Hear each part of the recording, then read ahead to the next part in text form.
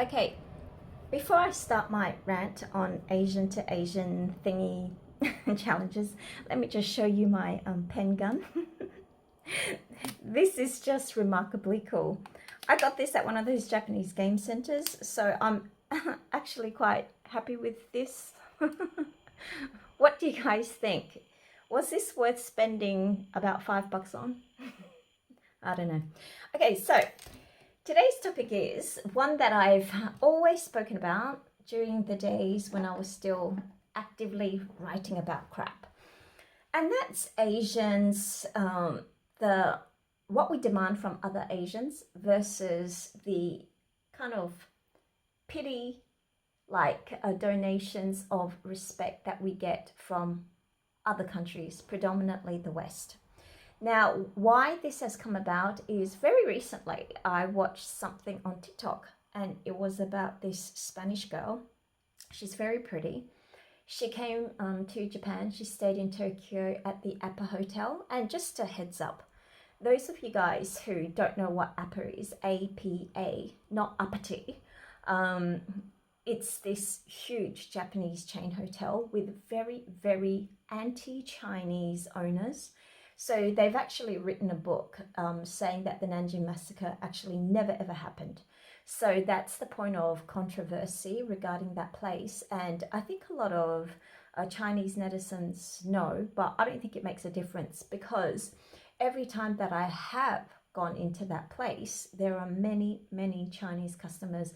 I'm sure many would say, oh, that doesn't really matter. But in terms of maybe supporting a particular cause, then there are many other options that you can go to. So naturally, you're going to ask, then what was I doing there?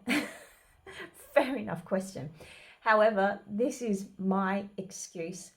First of all, I don't stay there. And when I actually do stay there, it is because of basically lack of choice, because it's a work thing in which I really can't, well, I couldn't choose back in the day. However, I generally do not select that hotel if possible. I don't select it privately. Yep, so there's that. So the actual, what I'm seeing on the ground is that many of the Chinese tourists who do come to Japan are either unaware or don't care about that fact. That's already number one. But back to this Spanish girl, she had a terrible experience. And this is not strange in Japan, because many moons ago, when I was young and perky, this happened to me quite a lot as well. Japanese men, despite me actually being married to a Japanese man, have a really kind of strange or awkwardness sometimes when they approach somebody they like. Most of them, I would say, just like in most societies, are normal. But you know how like a Western nerd has their own characteristic, Japanese nerds have their own. And that characteristic is basically following you for a really long distance by just walking behind you until they finally get an opportunity. And then they'll say, hey, miss, where are you going? However, with this Spanish girl, clearly this was an Appa Hotel staff, because if anybody has actually been to an Appa Hotel, all of the rooms for many years already, they're key locks. So they're not the physical door key. I mean, many hotels are just key locks these days. So unless you have access to the actual key code, you simply cannot get into the room. You can't pick a lock. This isn't like the 1950s.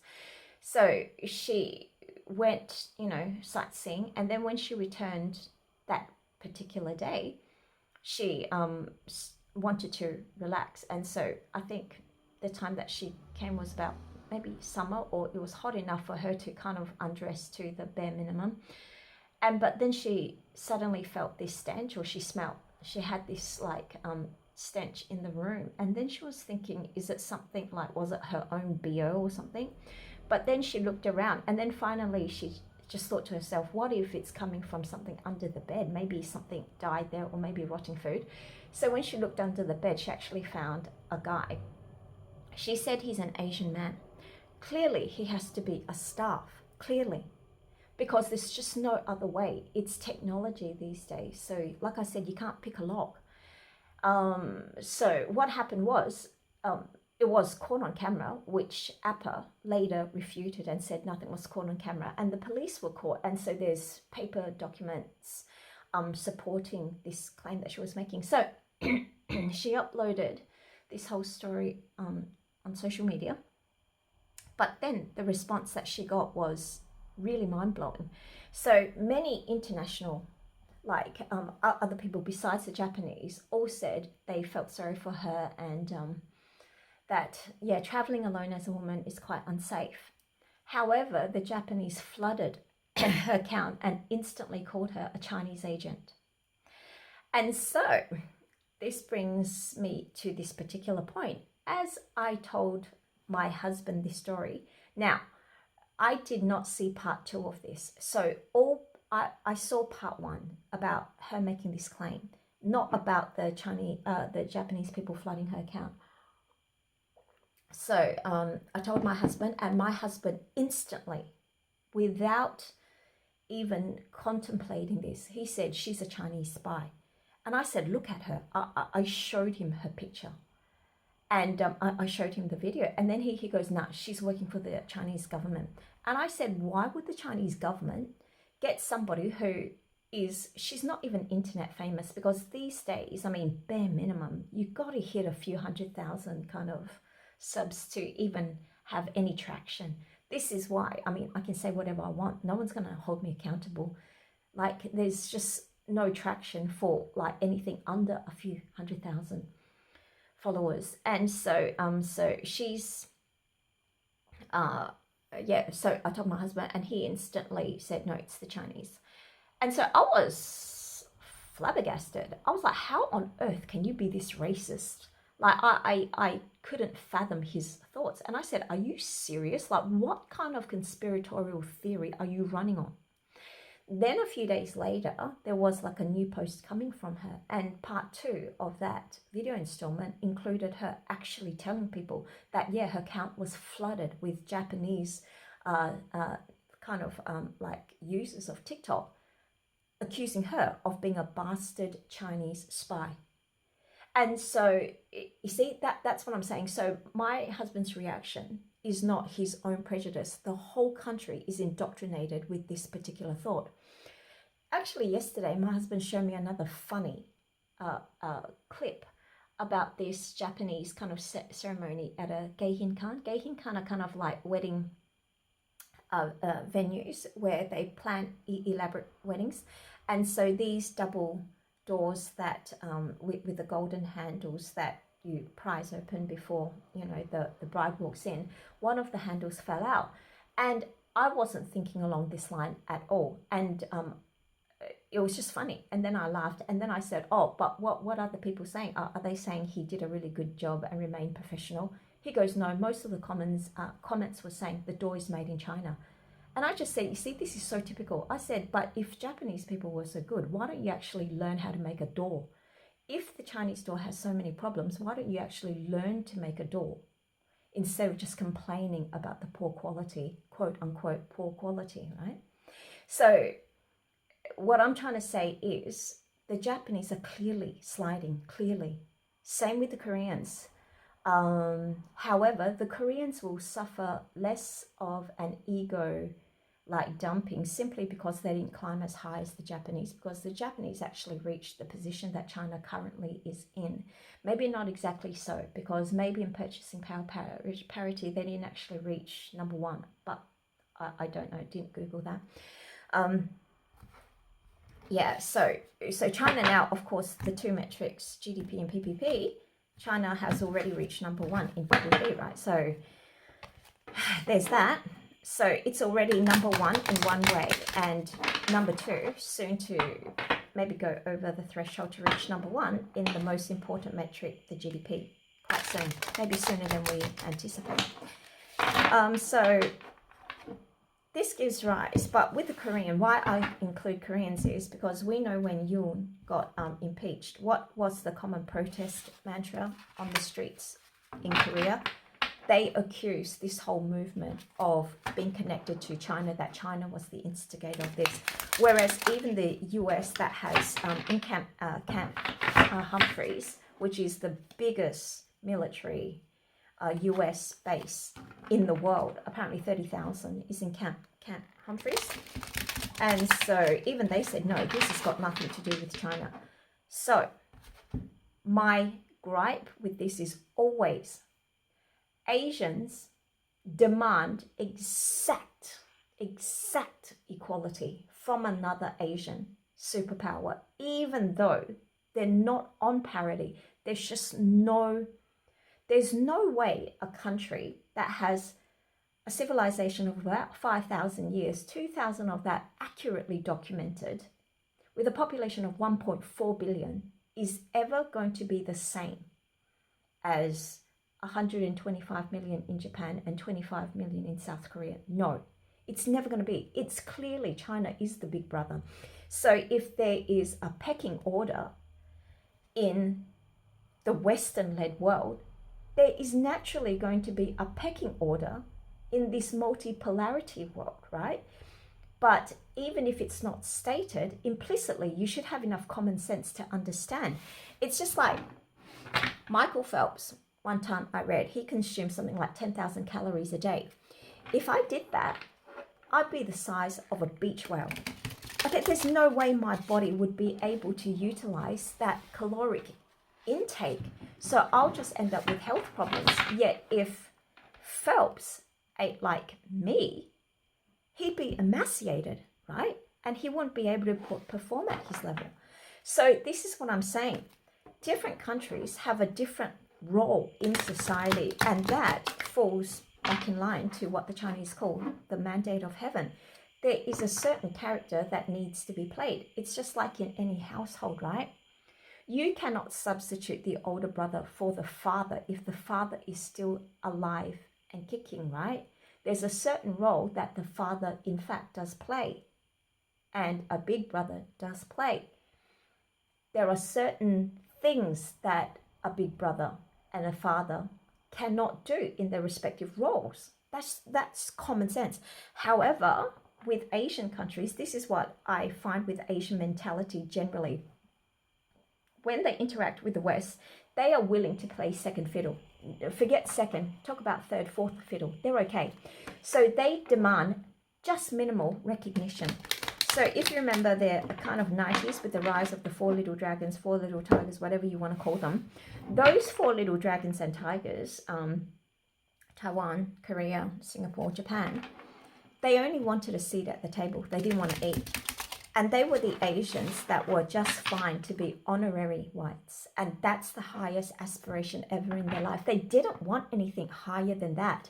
So this is the feeling. Let me be piercing about what I'm saying right now.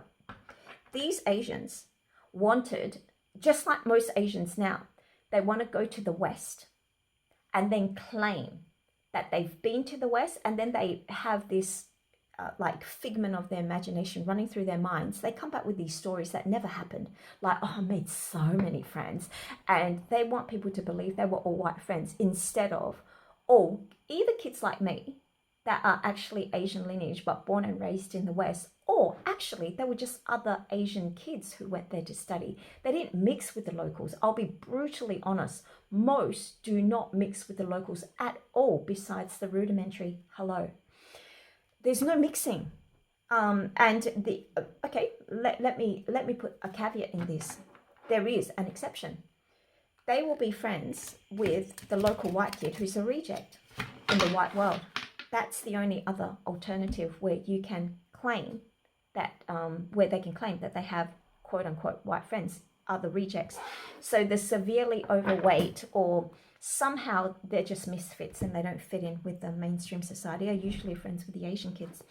Okay, so that being said, those four little dragons, four little tigers, they were content to be honorary whites. Now China is the first civilization slash country slash nation that enjoys being Chinese, and it doesn't want to be an honorary white. It wants to be a Chinese person in this world. And that's what's antagonistic to all the other Asians who have built an identity on being an honorary white. I saw another Japanese person make a post, and he was talking about, he was actually not so much anti-Chinese at all. He was just simply stating how Japan has changed because due to the tourism influx. And he was actually saying that even though Japan is mostly like the US, he goes, we're 70% like America, but 30% of our roots are still Confucian. I'm like, what the are you talking about? Seriously, what the are you talking about? If Japan was 70% like the US, the society would have crumbled by now. It's been a 40-year decline. 40, not 14 days, not 4 years, 40-year decline. So no, it's nothing like the States. The States is not even in decline as yet. Take a look at what's actually happening, like on the daily. Take a look at the mass shootings. Take a look at the homeless problem. Take a look at the infrastructure. So if Japan really did mimic the US, at every natural disaster, there will be mass looting, which doesn't happen.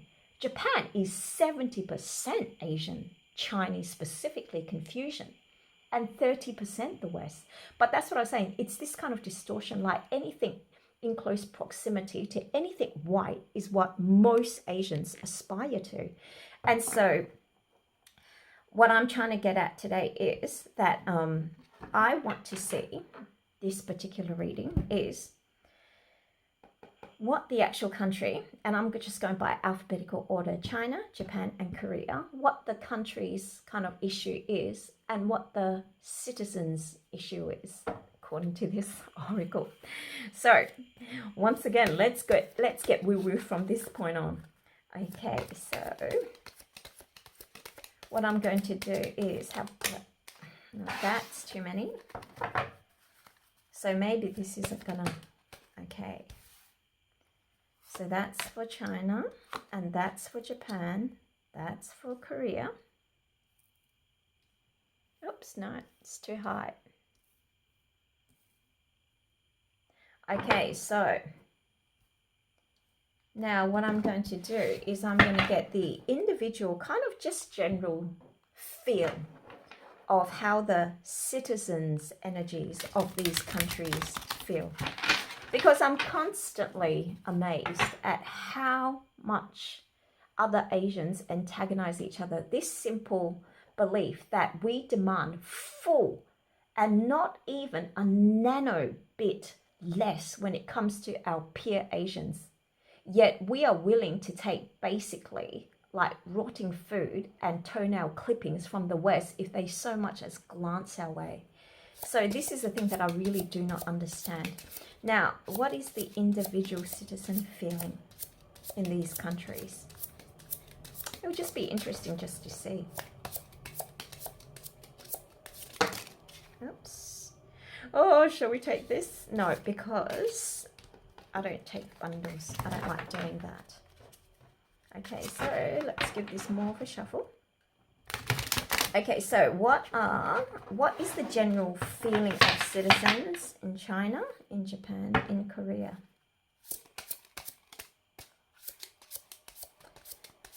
Ooh. It's actually always very soothing to do this. Okay, so we got this, we got this, we got this. Okay, so I don't want to put my personal opinion on this particular reading because this is when I'm asking for a spiritual guidance on the message. So usually what I usually do for readings is I generally already kind of have an idea of the basic structure and then I use my intuition. But today I'm not going to do that. I'm going to go purely on what the author has stated. So those of you who watch me know that I'm not trying to insert my own prejudice, and you saw me shuffle this whole, like the 2 decks of cards, so you know there's no way I could have rigged it. All right, so remember this is pile China.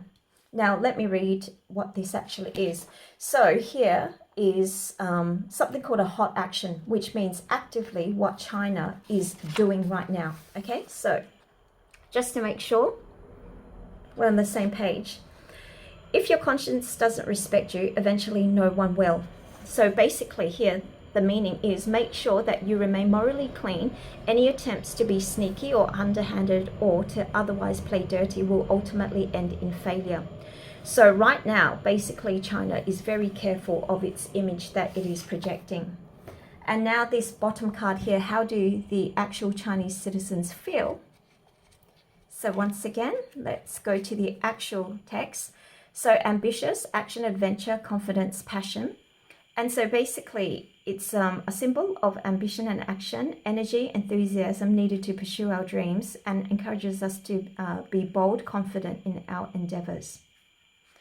So this is the country's energy. This is how the citizens are reacting to this. So generally here, it's clearly a positive reading. And like I was saying, you saw me shuffle, you saw all that. So I'm not trying to rig anything. Now, remember, this is Japan's. So Japan's is a core issue here. Now, limitation. Limitation is the prerequisite to infinity.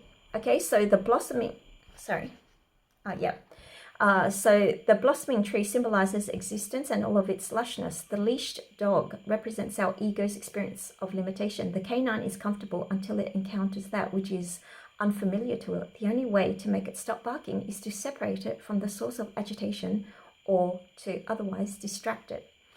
So the whole issue that I was talking about, right? Everything blaming on China. So everyone is disciplined at something. Even choosing to remain ignorant in the age of information takes discipline. Therefore, everyone is a disciple of something. It's up to you to decide what master you will serve, and thereby set how life will eventually limit you based on the nature of your allegiance. Seriously, this is just by the author. Okay, now let's see what the citizens are thinking here. So here we've got the remote viewer. So the phenomena is basically using psychic energy, but that's only symbolic. Okay, so let's see what this is. Okay, a natural witch or magician, the remote viewer, may have no idea what they are capable of or how strong the natural psychic abilities are. This is a person who should be careful what they wish for, especially if they wish harm upon another. Harm is likely to happen. So right now, on the ground sentiment, if you have any awareness of how the general Japanese sentiment is going, despite what all these basically global South pundits are telling you, that Japan, South Korea and China had this amazing meeting. I'm telling you, on the ground, it is not like that, because I live here. They recently took a poll in Japan. 53% of Japanese people who took that poll, so we're talking about the great majority, are blaming China for this trade war. Can you believe that? They're blaming China. So this is what I'm saying. It's not going to shift. This xenophobia is really well rooted in Japan. So it doesn't matter how much the fact that the US bombed them twice, made them sign the Plaza Accord, and this time is going to tariff the crap out of them. They see all this as being China's fault. Okay, so let's see where Korea is. Okay, so Korea here. Once again, it is a core issue, but Korea's doesn't really seem as harrowing as the Japanese, actually. The bees represent productivity, sacrifice, teamwork, focus, and order. Their entire existence is dedicated to accumulation for the sake of their community, and the bowl of fruit symbolizes the abundance of such efforts. Now, this is where the point is.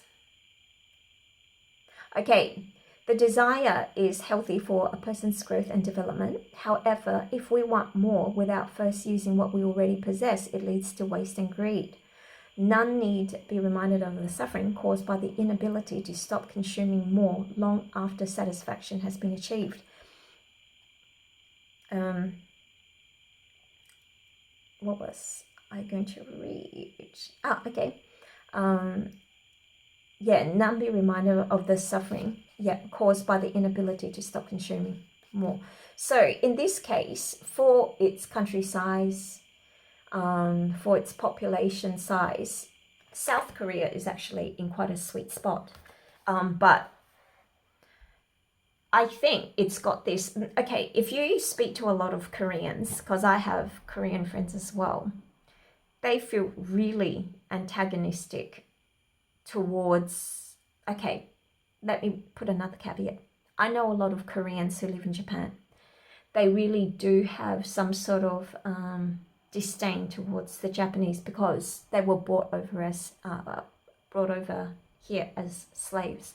And even right now, like recently, I just read something yesterday, there was like a sansei, which means like a third generation Korean Japanese person who was still asked for ID when she tried to check into a Kobe hotel. And so, yep, stuff like that really definitely still happens. And despite being basically already birthed in like Japan for many generations, the discrimination is actually very, very real. But in Korea itself, I guess there's a part of them that understands this connection. So they are very competitive. They're very competitive towards China's success. Hence, they blame everything on the Chinese. And they're also very kind of, they worship and feel antagonized by the Japanese all at the same time. Because you'll find that quite a lot of tourists before the China boom was mainly Koreans coming over here. So there you go. Perplexity. Okay, so here is purity, generosity, nostalgia. The card can signify a tendency to dwell on negative memories of experiences from the past, not just good ones, that can cause difficulties in the present. This can manifest as an unwillingness to let go of grudges or regrets, leading to feelings of sadness and bitterness. So, once again, these are not my words. These are just the deck creators. And however, the element of 3 spatial, 1 temporal, upon me asking this question, this is how they manifest the answer. So here you can clearly see China's on the way up. Japan's trying to trip China up. And the Koreans have basically, they're going through a dark night of the soul when they actually should be quite happy with where they are. But it seems as though they're comparing themselves to something in which is not valid. The yardsticks are all wrong. Okay, so that's all I have. That's all I got. Later.